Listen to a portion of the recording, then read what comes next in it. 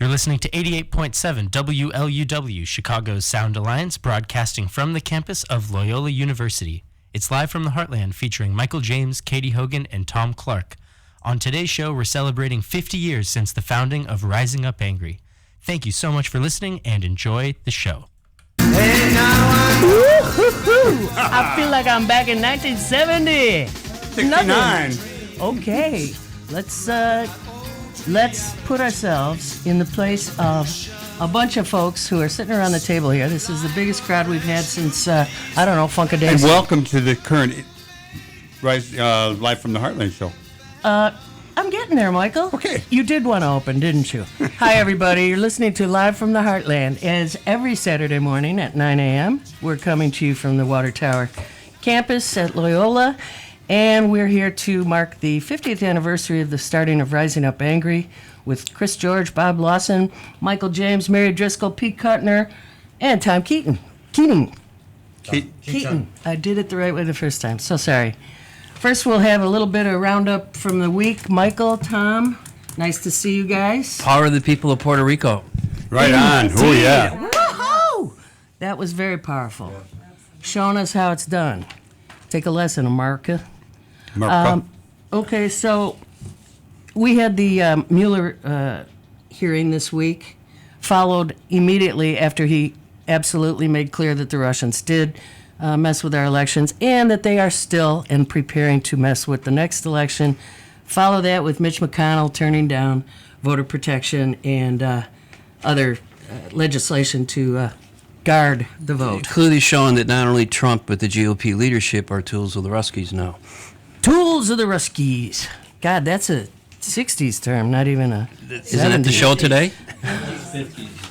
So, I mean, that to me is a real contestant for what would make my head explode. Except there were so many this week, as happens every week. Yeah. And the one that really got me was, in this pro-life oriented administration, starting up executions again. And just to be clear, there are 4 or 5 men who've been sitting on death row in federal prisons, and they're likely to be executed by this administration in Terre Haute, Indiana. Yep. They have to dust off all the equipment because it hasn't been used for years. God. And that's what we believe in this pro-life country, I guess. Yeah. And, of course, we're enjoying beautiful sunsets because the Yukon is burning. And, if you haven't seen the pictures, it's pretty stunning because there are areas that not only don't have permafrost, the forest is literally burning, probably from lightning strikes, probably because they're having fiercer storms than ever up on the Arctic Circle. And this is serious stuff, folks. I thought that the scientists and the Icelanders were brilliant in writing a eulogy for Iceland's first glacier lost to climate change. Basically putting a plaque there to say, we're responsible. Mm-hmm. This wouldn't have happened if we had kept it from happening. That's amazing. My travel bucket list has pushed Glacier far further up on the list because I want to see U.S. glaciers before they're all gone. And that's the train trip across the top and seeing that part of the country, which I've only driven through parts of. And, we got to go out and enjoy this stuff and try to protect what's left.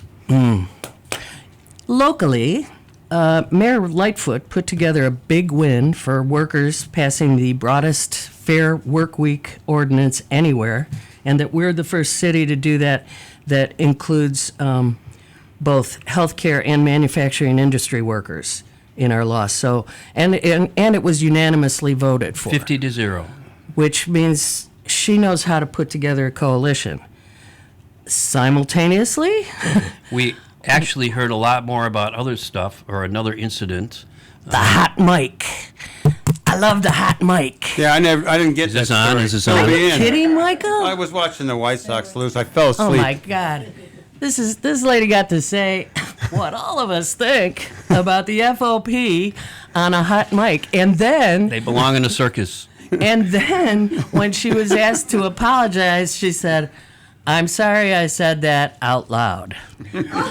She said it 3 times so that they could get that this is not really an apology about saying it. It's about you hearing it. And I was personally happy to hear it. Snowflakes, anyone? Oh.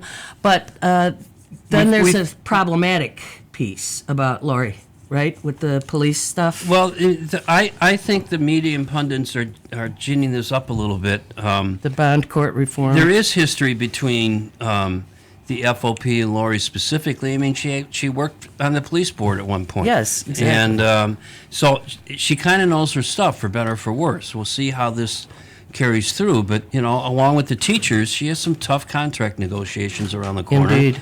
And it's not clear how they're going to go, in part because the city is broke, because Daley Rom have left the city in tatters in terms of financials. So I'm glad that she speaks truth to power. I'm not sure that FOP is the real power in the force. I think there's a lot of rank and file who are Let's not hope that not. happy with their leadership right now. Yeah, I hope some of them were cheering for the clown remark, too. More clowns remarks. But it has been a summer of other interesting classic Chicago summer stories. Chance the alligator, unfortunately, has been Oh, shipped that's off to classic. Florida. Yeah, we got a lot of alligators here. And, of course, we've already mentioned how the plovers shooed away concert goers at Montrose Beach. Thank God. But the lake keeps creeping up and taking more and more shoreline, and we have Nature Pass on Northerly Island. Remember Meigs Field being torn up by waves, and now the Army Corps doesn't think it has the wherewithal to fix it. So, we lose lakefront that was already reclaimed to begin with, and it's going to be interesting to see how we deal with these up and down lake levels and the major changes. And, we need to pay more attention to what the Army Corps is doing, not just down in New Orleans, but up here at the start of all of it. We want to remind people, too, that this weekend is the anniversary, 100 years, since the terrible 1919 race riots in Chicago that had white gangs swarming into black communities to maim and kill, setting the stage for decades of segregation, discriminatory housing, and covenants and segregated schools, and everything that we still face today is part of it. Everyone should study your history and learn about the 1919 race riots. Not a proud moment in Excellent Chicago. story in the Sun-Times yesterday that was one of the better treatments, I think, from Marlon. I hear a jerk, a really good reporter. She has a really, really good contextual piece. We'll look for it. So in our memoriam section, we have quite a few people to think about. Thom, you want to bring up one of your The heroes? revered and pioneer journalist Lois Willie passed away this week. She worked for 3 newspapers. She won Pulitzer Prizes. I think most people don't know that she's the one that really clarified for our generation the forever open and free mandate about the lakefront, a famous book that she wrote. And then we have another journalist. Yeah, Paul Krasner. Editor of The Realist and the father of the underground press. The first time I met him was at a Rolling Stone party in San Francisco, and I think he was lurking around the spiked punch bowl. Was he alone lurking around the spiked punch bowl, I was Michael? there too. I met him at Cross Currents for some event over there on Walton Avenue or Wilton Avenue, and invited him out to my car to smoke a doobie, which we did. And I just remember no. reading his stuff a lot. So Well, bless you, Paul Krasner, on your transition. You were a force and a fun guy. And the great Art Neville passed away from the Meters and the Neville Brothers. He helped shape the sound of New Orleans and influenced us all. And we found a version of his high school band doing the iconic New Orleans piece, which we're about to hear on Life in the Heartland 88.7 Back FM for in Rising Chicago. Up Angry. WLUW.org worldwide. Okay, we are back. Thank you. Thank you very much, Art Neville. We have a great full studio today with familiar faces and some incredible activists that we're going to hear from, all of whom joined our co-host and partner, in my case, partner Michael James, for an incredible moment in history that created something called Rising Up Angry. A community group, a political group. I'm going to let you guys tell us what it was. In order, let's say hi to Michael James, Bob Lawson, Chris George, Peter Kuttner, Mary Driscoll, and Thom Keaton. Welcome to Live from the Heartland, y'all. Well, it's really good to be here, Kate. All right. Power to the people. So let's hear about the origin story from a couple of you, so that people can know from whence you rose.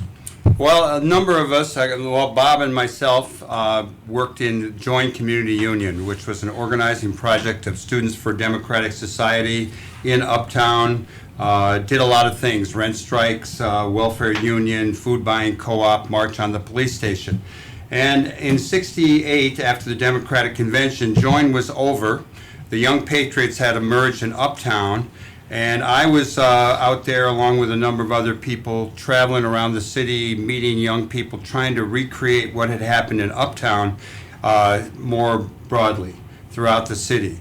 And we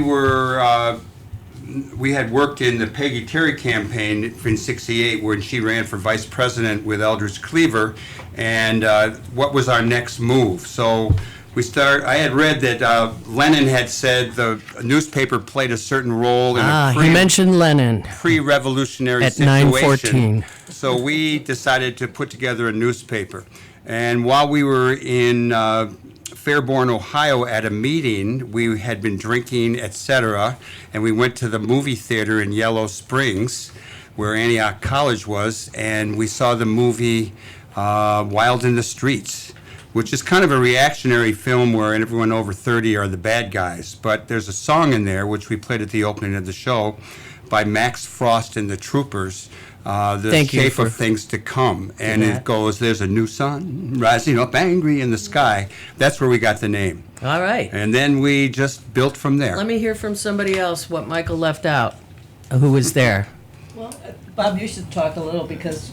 Yeah, I actually, I was living in Cincinnati at the time. We were trying to organize in a poor white neighborhood. And after the the Peggy Terry campaign, where we'd sort of traveled around the Midwest trying to build a network of people who were looking to organize in poor and working class white communities to be allies with the civil rights movement, etc., that Fred Hampton was assassinated in Chicago, and it just made us want to connect back up with what Michael was doing and so on. So we came back up to Chicago, and what was the idea was to build an organization. And so besides the outreach, which was critical across the city, was trying to figure out how to have a structure that would allow the organization to be multi-faceted, and that was sort of where we went from there. But by the time you got back to Chicago, even though you'd laid the roots of it, planted the roots of it in Uptown, we were into maybe the 6th issue already of Rising Up Angry. Michael came to me. I was kind of known as the movie guy. I was Not the film guy? Still. no movie guy. All right, that's a movie guy. I made films, and I was getting around the movement by showing films that other people had made about the movement. There was a group called Newsreel out of New York that kind of spread around the country, and I represented with a number of other people Newsreel in Chicago. So as the movie guy, Michael comes and says, we're going to put out a newspaper. Obviously, we need a movie critic. I mean, Chicago's like... Obviously. And so we wanted, we did a movie column. And it was really movies, because what we were talking about was now this is back in the day where there's no cable TV. The only movies that are on TV are like old gangster movies, and Channel 9 And war movies. and westerns. And if you wanted to see a movie, you would either go downtown or you'd wait till it came to your neighborhood. Mm-hmm. Yeah, it wasn't malls, and it wasn't many screens and things. So we decided we would review films that weren't brand new, but were in their second run back in people's neighborhoods. And at the time, Bullet had come out, the Steve McQueen movie about a cool cop. And there were a number of other films too. I think the first Dirty Harry movie might have come out, but it was the whole thing, and it's not so untrue today that the that you want to identify with the policeman, and that was certainly true of Bullet. Bullet wore a turtleneck and drove what, a Mustang, and he was cool. But we were viewing the police in a different way, and so we ended up writing this piece, analyzing this and saying, don't be fooled by the image that Hollywood is giving you for the police. And I love the headline we gave to it. It was, all movies about pigs aren't made by Walt Disney. All right, so go ahead, Mary. So I just want to say, so I kind of joined up about the same time that Peter did. Kind of started hanging around with Michael and thinking about making this organization. I was born in Chicago, born in Westtown. Came from the working class, went to Champaign-Urbana where I met Michael. I was involved in the anti-war movement and SDS. And Michael started talking about this vision he had for this organization that was going to organize working class people around being anti-racist and looking at a better future for everyone. And I thought, oh boy, I'm there. I'm coming back to Chicago. And so I did. And of course, Rising Up Angry wasn't exactly happening yet. It was more of an idea. And we were running around town. We were running around town. But in the meantime, I was working at the SDS office, and I met Peter, and Peter and I started hanging out together, and we all started hanging out with Michael and others and started developing this organization. I mean, SDS was also the route for me in some ways. I was at the University of Wisconsin and was That's okay. and was active in SDS. And like Mary, I come from a Chicago neighborhood, and for me, it was a way. I'm coming back to Chicago. I still want to be political, but at the same time, I don't want to be away from my roots and my family. And this was something that in fact did both. And I remember meeting Mary there was a People's Park in Chicago, somewhere in Lincoln, where Lincoln Park is now. Yeah, and I remember. Was it what became Oz Park? Yeah. Yeah.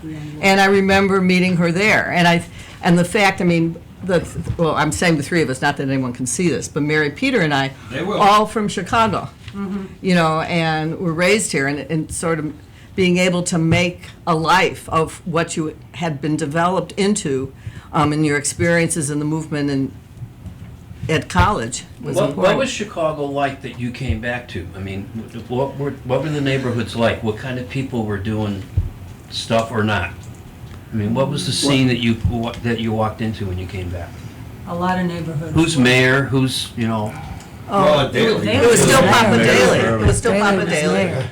It was Papa Daly. incredibly segregated. A lot of my family, I mean, I'm from the West Side, but most of my family, it was their first generation immigrants, but was all on the Southwest Side and completely defined by the racism of the neighborhoods turning over and what was happening with that. And sort of, so there's that juxtaposition and being the odd person out in a lot of ways in terms of issues of race and stuff like that, and trying to figure that out. It certainly relates to the racism. I came up around Chicago Avenue in Hamlin. Yeah. And Chicago Avenue was absolutely a divider. Blacks were on the south side of Chicago Avenue, whites on the north side. And you generally just didn't cross over. Exactly. Now, I'm a kid, 10, 11, 12 years old. I'm thinking it's normal. Wasn't even really thinking about it. It was natural. And then when Martin Luther King got assassinated, I was still living there, and saw the neighborhood go crazy. Yeah. We moved shortly after. The blockbusters came in. My mother, being a widow on the block, hey, you better get out of here, the blacks are coming, you better move. So we moved a little further north, Cicero and Armitage, but yeah, highly segregated. You know, one of the things too, though, that there was beginning to be a little bit of crossover. There were certain neighborhoods, certainly where the young lords were in Lincoln Park, and there were, a lot of white kids listening to black music. Sure. And everybody was looking the same, and people were wearing black leather jackets, Van Lawn A1 press pants. Well, not everyone, Michael. But a lot. And we basically went for the greasers early on, which was a certain, sort of subculture of white working class youth, slick back hair, leather jackets, etc. That expanded. Rising Up Angry did not just stay with the wild youth when we initially got started. We certainly tried to get into people's families, older brothers and sisters, people in their neighborhoods, relatives. And our programs, from initially doing outreach and pushing our newspaper, where we jump out of a car and blip blip, and we would make friends, and then we challenged people to baseball games. We would go down to the southwest side, and we would pick up teams. We make sure that, okay, you got to be some women have to play too, and then we would cross over where we'd have people from both sides on the teams, and we just built these contacts and relationships. I remember Central Y High School was where the kind of wild kids went downtown, and we, John Starr, who is a poet and an actor, a longtime Chicago guy, he introduced us to a number of people who became involved in the organization. I think it's important to say that it wasn't just race that was keeping people apart. There was the war. It was right in the middle of the war. That's true. So we are a group of people who are thinking that that this might be a war that the United States doesn't want to win, and we're going into neighborhoods where Kids are being where sent. brothers aren't there, and cousins and uncles aren't there, Right. because they're fighting, and we're the enemy in a way. I mean, another thing that was happening at the same time is that we began to reach out to the women. And I remember even before we were really an organization or had programs or anything like that, that there was this film, Salt of the Earth, which was about basically a mine strike in, I think, New Mexico, and the women involved in that strike. And we go to different neighborhoods, and we also had and talk to the women, and we also had copies of our bodies ourselves, and so that was an important piece. And then the other important piece, just as a subject, is that Jane was going on, which was the underground abortions rights service, and connecting people to Jane and being involved in that. So there was also that was going on the same level, but really on another level. So I just want to go back to what I think Michael was saying about changing neighborhoods where there was crossover. I think the crossover was real important, and also the war, people's brothers and et cetera, going off to fight in Vietnam, and also because I think where people actually interacted with black people, there was more of an openness to hearing a message about anti-racism. And also people that had brothers or relatives or friends that went to Vietnam, they would hear back that this was not so great, what was going on there. Exactly. And That's what helped build the anti-war movement. one of the guys that was in Rising Up Angry, the way he got to Vietnam is he got arrested for some petty something, and they told him, okay, you go to Nam or you go to jail. Right.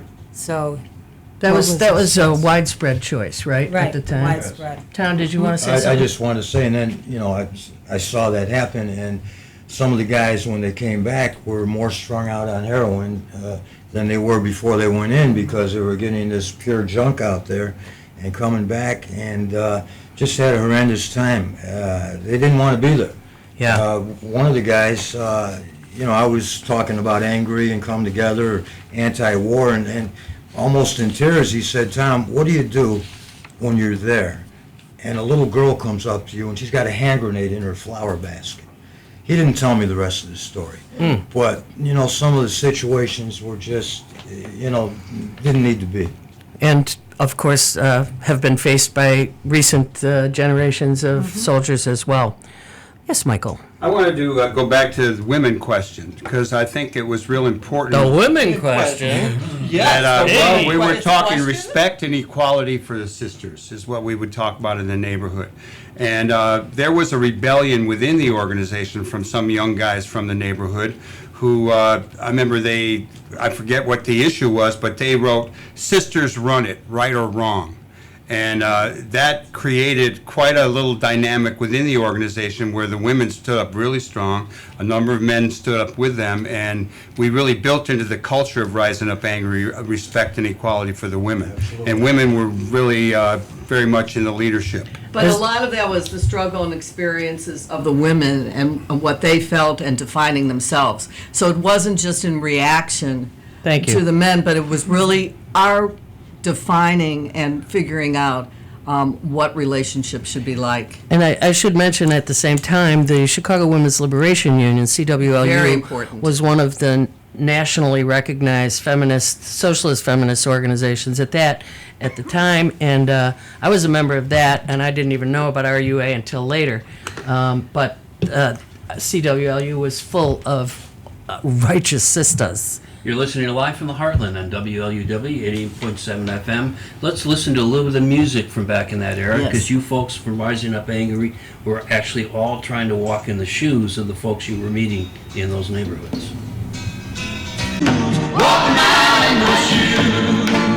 All right. It's hard to keep this group down. I mean, the talking during the music even, not even rock and rolling during the music.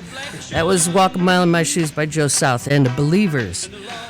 What we didn't touch on in the first portion was the role that the Black Panther Party played in all of our consciousness at the time, although Bob mentioned it with the murder of Fred Hampton as a galvanizing moment. But one of the things that I read about Rising Up Angry having as a first step, as an initial reason for being, was to create the later to be called Rainbow Coalition. How do you guys, do you say yay or nay to that? How was it working from the get-go? I don't think that we talked about Rainbow Coalition early on. We basically, though, were committed to that. We're committed to blacks, Latinos, Native Americans, everybody getting along together. I mean, back to my youth, that was always a vision, and I think it was true of a lot of us. And some people, I mean, Thom talked about coming out of a neighborhood where there was a pretty heavy borderline. People transcended that in a lot of ways and worked for the kind of America that we'd grown, at least some of us grew up with, believing that we all are created equal and everybody gets to play a fair share part in the deal. Well, let's look at the chronology. The original Rainbow Coalition was well into history already. By the time the first Rising Up Angry came out, the Rainbow Coalition, and I'm sure you'll correct me if I'm wrong, I think came out of the assassination of Dr. King with the Black Panthers, the Young Lords, and the Young Patriots. So they had already sort of set a framework for us to work with. Well, we were there too at the after King was killed. There's a photograph with all of us, but Rising Up Angry didn't have a name yet. Yeah, I disagree with Peter a little bit that I think that actually it wasn't called the Rainbow Coalition, but when Al Raby was the head of the Chicago Freedom Movement in Chicago, that we were in Uptown working with poor whites. There was a lot of Latin American Defense Organization, as well as the organ like COCO on the south side. Kenwood, Oakland. Kenwood, Oakland, and we actually had meetings where organizers were trained together and so on. I think all of that was an evolution, that the Panthers came out of that. Eventually, I would argue that the Coalition for the Harold Washington campaign all came out of, that initial stuff that was done, I think generated by Al Raby, but a bunch of people who were trying to build a multiracial movement of the poor. And we were following in that. I was wondering who'd be the first to make the linkage to the Harold And that all led Washington to movement. Obama. People, a lot of people from all these groups working for Obama. Just to go back to the movement at that time, we're talking about 1970 to 71, the Black Panther Party was really important to the whole movement across the country, but really important in Chicago as well. And Fred Hampton was the leader of the Black Panther Party in Chicago, and he was really someone who talked about building coalition and understood the importance of everyone getting together, black, Latino, whites, getting together to fighting the real enemy. Yes, And- listeners, there's a movie you can see, The Murder of Fred Hampton, that will give you the golden little moments we have of him on tape. The other, I think, important part of that, besides the coalition building, was the sense that of doing the organizing and developing the roots in the community. And I think that was another important piece, and that was a thrust of where you're going to focus, is not just in coalitions to build coalitions and interact at that level, but each of you going back in your community. And I think what's important about that, and another lesson from the Panthers and other groups, is developing programs Right. that really are serving and organizing people in those communities. Let's talk about the programs just for a second, okay? You have programs that not only fostered incredible activism at the time, but have life and breath to this day. If you look at the ARC. The ARC. Thank you very much. Let's talk about the law program. What did you call Legal it? legal program. Before we talk about the specific programs, it's important to say that they were based on the programs that the Black Panther Party put forth, and that Serve the People programs, and that the Young Lords and Young Patriots and other organizations were building as well. Okay, so let's talk about the programs. Law, Which health. ones were you each involved in? I think I can bleed into the legal program. Let's go. And give you a little history. I'm 15, 16 years old, hanging out at the neighborhood, really going nowhere fast, you might say. A bunch of us hanging out. One of the guys ended up having a car. Don't know if he had a license, if it was his car, but Minor details, right? the point was he sideswiped the car in the neighborhood right across the street from the park where we were hanging out. And very quickly, 20, 30 squad cars are there. They're just swarming, and as if a murder was committed or something. So this guy got out of the car, ran. They chased him down. The group of us followed along, and by the time we caught up with him, this friend was already handcuffed behind his back, laying on the ground in an alley, getting beat to hell by the police. I mean, they were taking turns. It's my turn. Let me kick him. The kid ended up critical condition, very serious. And the thing was, I couldn't believe what I was seeing, because Right. prior to that, I thought, officer friendly was what we were looking at. But this was so blatant. Anyhow, I jumped in, tried to help him. It was foolish. I got knocked out myself, arrested. Charges aggravated battery against a police officer. I'm a kid with no money. Didn't really know what to do at that point. My mind was blown by what I had seen. One of the guys from the neighborhood, an older guy, knew of Rising Up Angry and invited them to come to the neighborhood to find out what was going on. Maybe there was, something they could do. Mike James, definitely remember him, showed up, told him the story. I believe they did an article on it in the paper. I'm not positive about that. They're nodding their heads. Okay, there was an I'm article. sure. What I remember distinctly, however, is that I was provided through Rising Up Angry via Mike James, not one but two lawyers, for free to defend They're me. probably really good lawyers. And you know what? I only got supervision instead of what could have been a 20-year sentence. I was a juvenile. That probably wouldn't have happened. But at that moment, I said, wait a minute, what are these guys about? They're really about something. And the legal clinic, Bravo, to this day, saved my butt. Not only that time, another time, that's another story. But I realized that, they've got attorneys that are willing to come to the rescue of regular people. That's And, actually the most revolutionary thing that your life could have seen at that moment, right? well, that beating? any of Yeah. us at that time. Yeah, it was unbelievable. That's really That a great was- story. Yeah, and there were no cams going on. There was Right. nobody to tell on them, so you just took it. And Fritzie Engelstein. Oh, What's well, the name from? How did they get going? just to dovetail on what Thom was saying Fritzie, there. I'm not familiar. The programs that Rising Up Angry developed were so important in organizing people.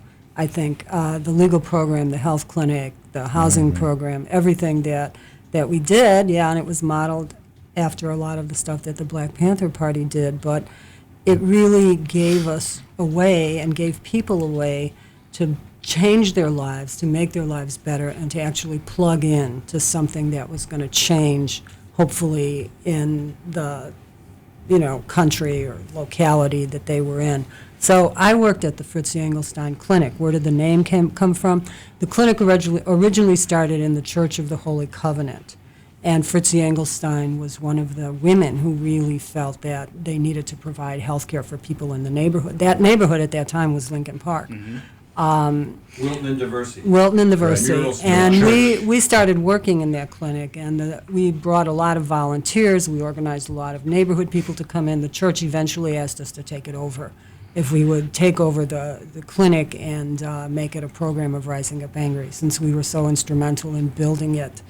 And through the clinic, we reached out and made a lot of coalitions to other organizations in the neighborhoods, to other revolutionary groups that had health centers.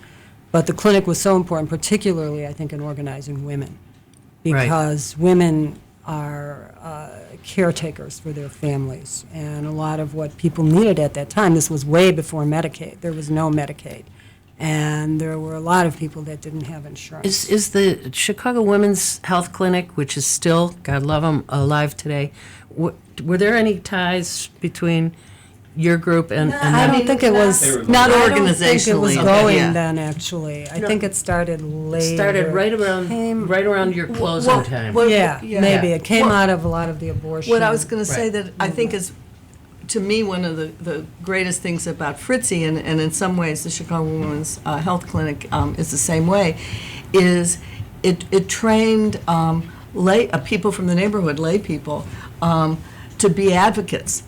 And even like in the lab, there were community people doing some of the primary lab work or preparing things.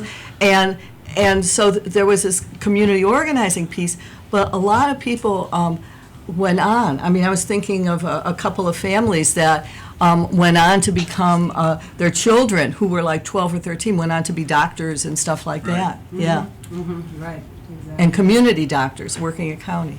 Bob? I wanted to talk just a little bit about the GI program, because Thank you. Peter talked a little bit about going into neighborhoods and seeing families where kids had gone to Vietnam and come back.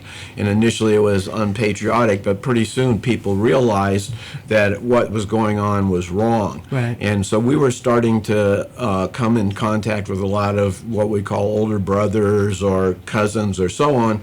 And eventually we ended up with a little collective of people within the organization of primarily vets. I was the only sort of non-vet in there. I remember Ralph Metzger. Yeah, we had all kinds of, Al. Al. We had a number of veterans who not only I don't remember, but- not only had been in the service, but had actually begun organizing when they were in the service. The person you remember was in the brig for a long time. His buddy, who recently died from Agent Orange, organized the campaign. There was another guy in the Navy who got carried off the base.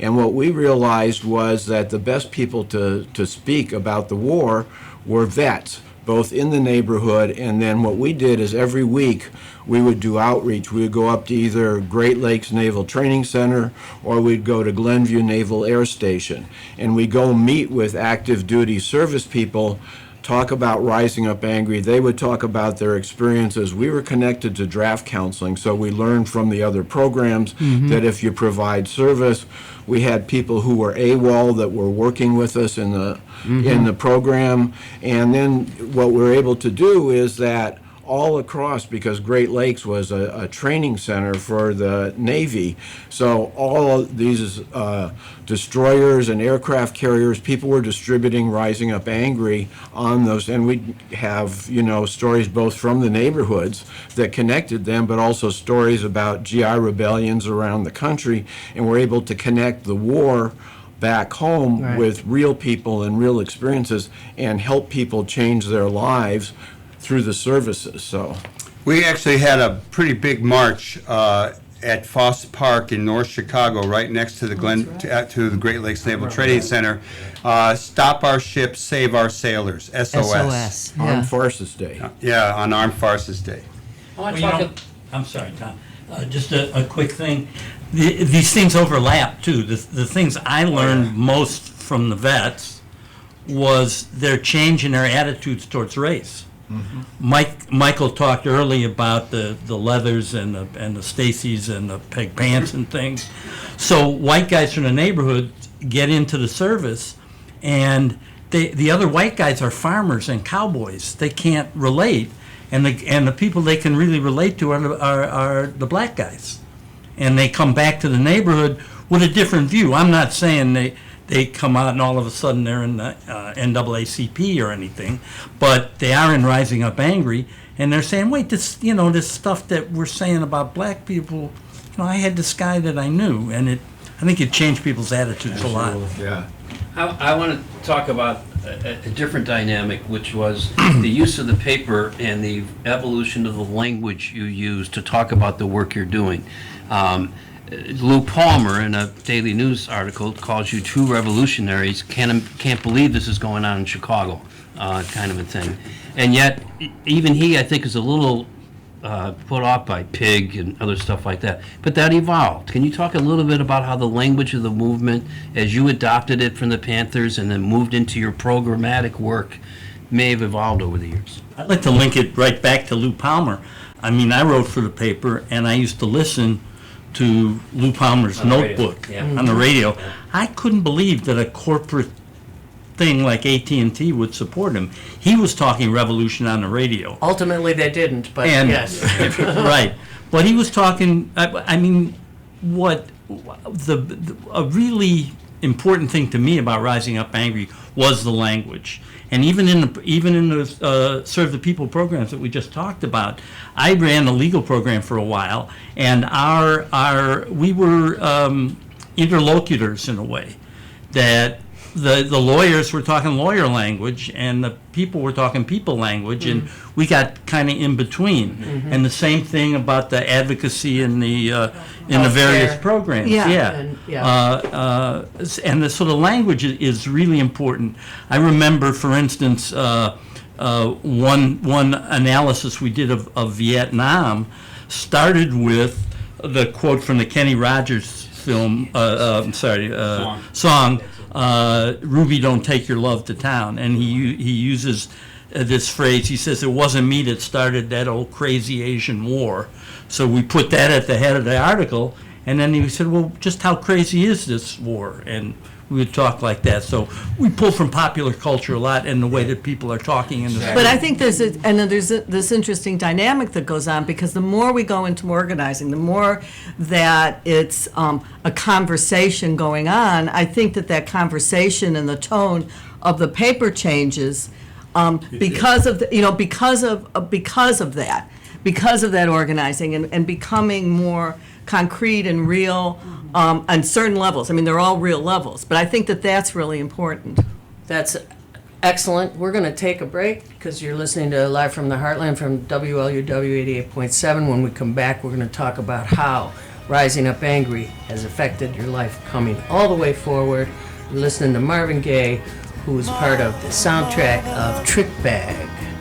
What's going on? Oh, what's going on? All right. Right on. All right, we did mention Trick Bag, and so we've got to let you know quickly, you can see Trick Bag somewhere, can you not? Peter Kuttner, maker of the film? Yes, you can. There's a streaming service called Fandor, Fandor. It was made through the now pretty famous documentary film group in Chicago called Kartemquin Films. You can go to their website. That's KARTEMQUIN. Our audience is familiar. We have them here all the time. And it was one of the early films of their collective. Yeah. But Fandor would be the place to find it. Fandor, thank you. Michael James, I got to give you a moment because sports has always been an organizing tool of yours. Aha. And I do remember that one of the first things you brought me to was the Sports for the People volleyball game. And my favorite thing about that, my absolute favorite thing, was that all 3 hits on a side could not be all male. Finally, those guys would stop hipping women out of the way to get their hands on the ball. Well, it was actually Mike Olkin who was working with Rising Up Angry, and he clued me into a guy named Phil Shinnick, who was an Olympian and a pal now. He was the guy who carried the flag in the Tokyo Olympics. He was the last white guy to have the long jump record. And he had started a group called Athletes United for Peace. And we ended up starting in Rising Up Angry the Easy Striders Running Club. That's right. And we then worked with a number of other groups, Salcedo Press, the Women's Liberation Union, etc., with a collection of, we'd have volleyball games in River Park, where, as you point out, Katy, it had to be women and men on both teams, and the men couldn't hit it more than 2 times. Yeah. But it was quite, and sports was, we went on to have races and do stuff and try to continue that, involve people in athletic activities where it's about serving the people. And competition second. Friendship. Friendship first. So I'm going to embarrass one of our members here. Goody. Mary Driscoll, you were very involved with the health clinic and the women's movement over the years, and now you're on the board of Cook County Health. So how can each of you talk briefly about what that organizing work 50 years ago led to in the rest of your lives? What's going on today? Not everything is still as bleak. We have a lot of challenges, but what things has are in fact bleaker. evolved and Yeah, I'm really happy to be on the board of Cook County Health, and I think it is a continuation of my lifelong work in the movement, so to speak, and in healthcare. Cook County is our public institution, our public healthcare institution, and over the years, and it's been in existence since the late 1800s. I mean, it's served such a wonderful purpose, like being one of the first places that African American doctors could practice, being a place that people could go no matter what their insurance status is, and that's true up until today. Although today, Cook County has to serve and compete because we live in a healthcare environment that's all about the bottom line and a business right now. So, but Cook County, being on the board of Cook County, I'd make this short, has been a progression because to me it's still the only place in town that really serves the people. And I think that that's what my life has been about. I want to serve the people, I want to make a difference, and I want to change the policies in this country. Bob Lawson, you've got an SEIU shirt on, and I know that you've been in labor for many, many years. Can you do the same thing Mary just did, connecting your activism to the rest of your life? Yeah, I mean, really quickly, what I learned so much in Rising Up Angry is that if you listen to people and if you connect with them where they're at and you find things for people to do, small steps, and you work together fighting for a common goal, that people change and you feel good about each other. That's the basics of organizing, and that shaped my life. I left Rising Up Angry. I went to work on the Thom Hayden for U.S. Senate campaign. I didn't really know anything about the labor movement except that I knew from my join days that the coal miners believed in unions. But because I'd worked with Rising Up Angry, they said you can be the statewide labor coordinator when he was running for the U.S. Senate. That was like a huge learning experience for me and opened a new world. I went to work for the United Farm Workers, actually organizing workers then. Came back to Chicago and eventually was working for AFSCME, Public Employee Union, and it looked like Harold Washington was going to run, so I was put in that campaign and became the North and Northwest Side Precinct Coordinator for the Harold Washington campaign. And out of that, when he won, he said he was going to give us public employees collective bargaining. So we had to organize the Chicago workforce right after Harold Washington had come out of a totally racially polarized campaign. Right. And a lot of what I learned in Rising Up Angry was critical in building that multiracial coalition that organized the workers. And so I am so grateful for Rising Up Angry. It shaped my life and put me on a progression, because it's both selfish, because you get to feel really good by connecting with all these people you never meet about something bigger than yourself. And that's, I feel so grateful for this group. Yeah. Nicely said. Anybody else want to talk about bringing it forward in your life? We're going to run out of time. I mean, in some ways, Bob and I have parallels, and we're both in AFSCME. I came in through being a local union president, and then getting involved in AFSCME for a while. We were working together. I did the Southwest side for the Harold Washington campaign when he was doing the North side for the Harold Washington campaign. But I think that the point is that this gift of being able always to connect with a lot of different people, to really build really progressive things. Even now, I'm doing work that I feel is like I'm getting paid for real. I mean, what a privilege. Indeed. To be able to do that. Yeah, Yeah. indeed. I ended up in a private sector union just through my work as a filmmaker, and to work on the films, just to keep the job, I needed to become a member of the Stagehands Union, the International Alliance of Theatrical Stage Employees, IATSE, and I found myself understanding that people can have a voice. I found my own voice within that union, and as quickly as I could became active and member of governance, and stayed active in that union still today, about 45 years after I had my my initiation. But also what Rising Up Angry did was it gave you a worldview if you didn't already have one. Right. And it just, the rest of your life was that way. And for me, it really came down around race. That I realized how deeply racism cut into our society, and what a poison it was. And all the work that I've done in film since then has to do with that. I feel like we have to end it, but I want to say one last chance to say, we can't say what has changed, but what still needs to be changed. Everything. Thank you. Yeah.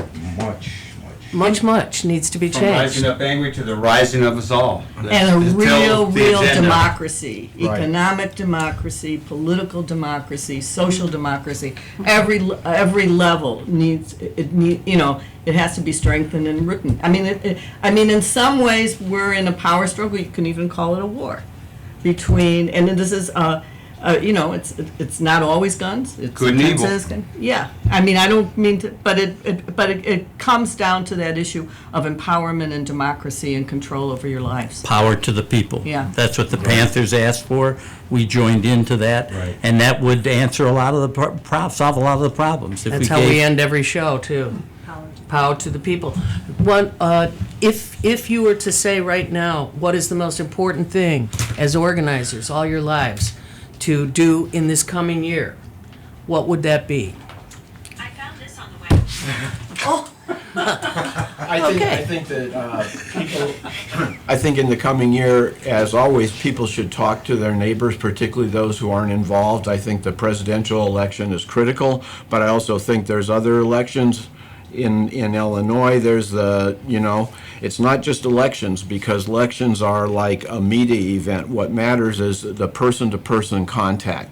People vote because of how their friends and family talk to them. Yep. It's the same reason that people get involved in organizations. So I think we're at a critical point where, rather than replying to tweets, we should talk to people who don't look at tweets and build an organization that wants power to the people. But I do think we have to take the elections seriously, because the people that are going to be elected are the ones that are going to be changing policies here and changing the way this country is going. So I agree with Bob. We have to be organized, because we have to hold people's feet to the fire. Because you can say good things in a campaign, but they need to translate through. and That keep was people- Mary Driscoll, joined by Thom Keaton and Bob Lawson and Michael James and Peter Kuttner. And Chris George. And Chris George, talking about 50 years ago, Rising Up Angry, and what's happened since. We want to thank all our guests, along with Lynn Orman-Weiss and Jake Levy behind the boards. Next week, Twin Peaks and John Siva from the Electric Jungle, a place in Rogers Park you should know more about. Please, everyone, do good in the world. The world needs all the good that we do. All power to the people. Right.